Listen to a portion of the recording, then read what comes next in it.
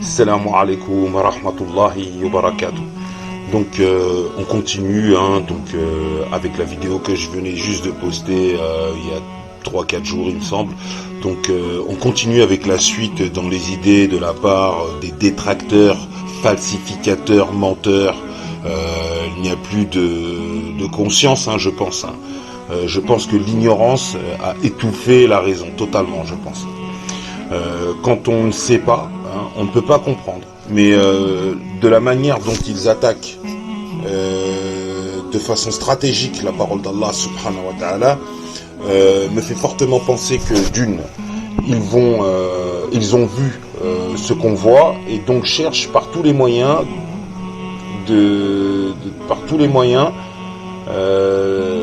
effacer, dissimuler, cacher, de cacher tout ce qu'ils peuvent pour éviter que l'on comprenne et qu'on atteigne le maximum de compréhension de la parole d'Allah. Alors, comme dans ma précédente vidéo qui dénonçait certaines traductions avec du recul, on s'aperçoit que c'est une attaque désespérée, c'est un suicide en fait, ce qu'ils font.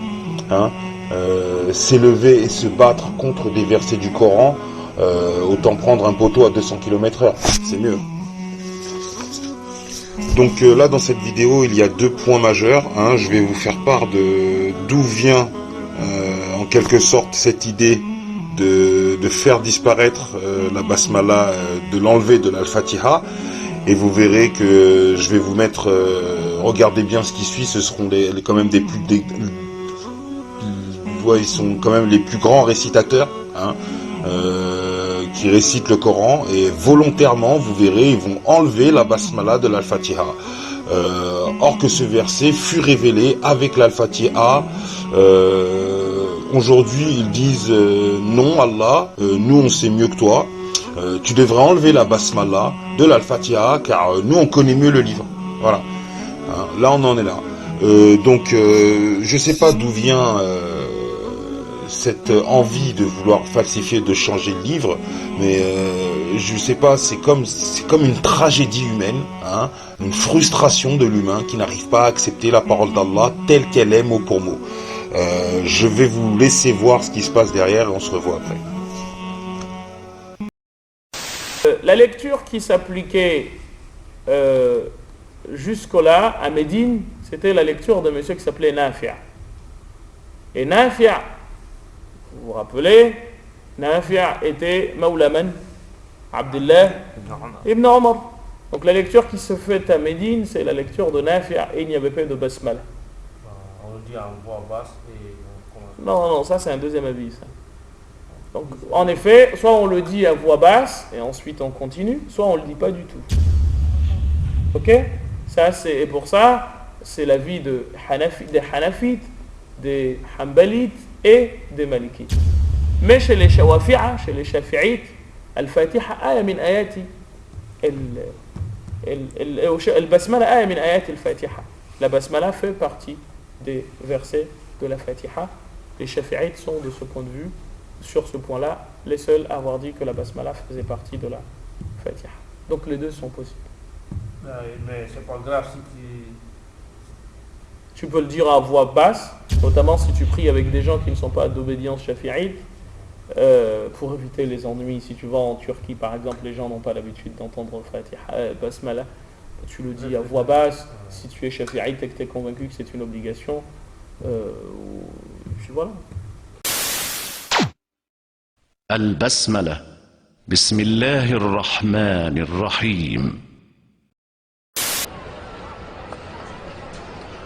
الله أكبر الله أكبر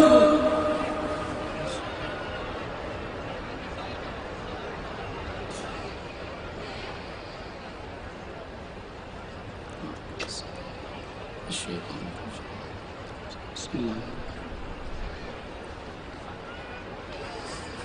الحمد لله رب العالمين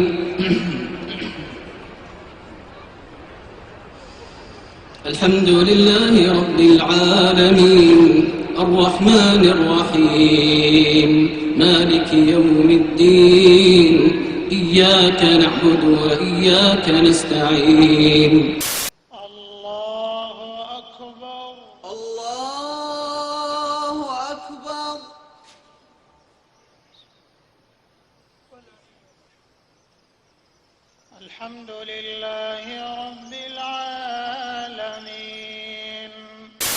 الحمد لله رب العالمين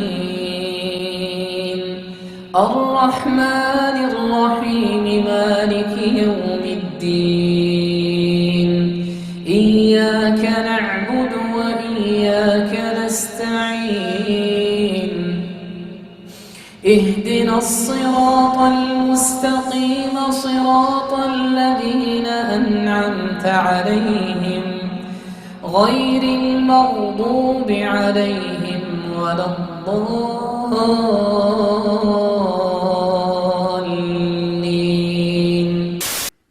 الله أكبر.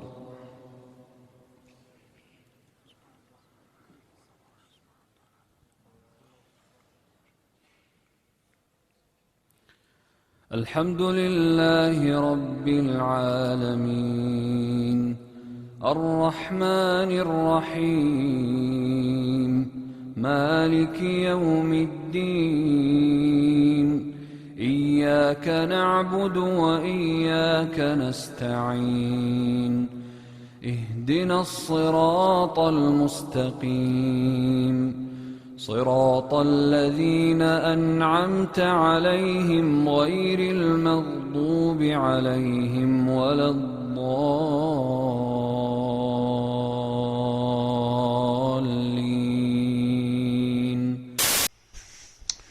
Ok, donc je vais pas trop m'attarder parce que vous avez vu qu'il y a une stratégie qui est mise en place. Hein, mais heureusement, Allah subhanahu wa ta'ala, comme il l'a dit dans certains versets à travers son Coran, qu'il a dénombré toutes choses. Donc la basmala est bien dénombrée. D'accord ? Chaque sourate dans le Coran s'ouvre avec la déclaration au nom de Dieu, le tout miséricordieux, le plus miséricordieux. C'est-à-dire Bismillah ar-Rahman ar-Rahim, connu sous le nom de la basmala à l'exception de la sourate 9. Cette absence flagrante de la basmala dans la sourate 9 a été une caractéristique intrigante dans le Coran pendant 14 siècles. Nombre de théories ont été avancées pour expliquer ce phénomène. Ok ? Donc maintenant nous apprenons que la basmala manquante joue un rôle significatif comme élément important du miracle mathématique du Coran, signe flagrant de tout miséricordieux, le plus miséricordieux, démontrant que la sourate 9 a été altérée et doit être purifiée. Ok ? Vous comprenez pourquoi la basmala, ils essayent de l'enlever et de faire en sorte que c'est petit à petit. On gratte par-ci, on gratte par-là. Les deux rôles de la basmala manquante furent révélés avec la découverte du code mathématique du Coran. La liste suivante d'observations se tenant au fait illustre les caractéristiques miraculeuses de la basmala manquante. Puisque la basmala se compose de 19 lettres arabes et débute toutes les sourates sauf une, elle peut être considérée comme la base sur laquelle le code du Coran, basé sur le nombre 19, est construit. Mais l'absence de la basmala dans la sourate 9 fait que le nombre de cette cruciale déclaration d'ouverture est de 113. Un nombre qui n'est pas conforme au code du Coran. Cependant, nous trouvons que cette absence est compensée dans la sourate 27. Deux basmalas apparaissent dans la sourate 27. Une comme ouverture et une dans le verset. Ceci rétablit le nombre total de la basmala dans le Coran, 114, qui est 19 fois 6. De la basmala manquante de la sourate 9 à la basmala supplémentaire de la sourate 27, il y a 19 sourates. Donc vous voyez que Allah ne joue pas. Il ne s'amuse pas à mettre Bismillah ar-Rahman ar-Rahim dans un verset et à ne pas le mettre dans l'autre pour un amusement quelconque. Hein? La somme des numéros de sourates de la basmala manquante, c'est-à-dire la sourate 9, à la basmala supplémentaire, sourate 27, c'est-à-dire quand on additionne les numéros des sourates 9 plus 10 plus 11 jusqu'à la sourate 27, le total est de 342, soit 19 fois 18. Mais le phénomène miraculeux est que ce nombre 342 est égal au nombre de mots de la première basmala de la sourate 27 à la seconde basmala en 27-30.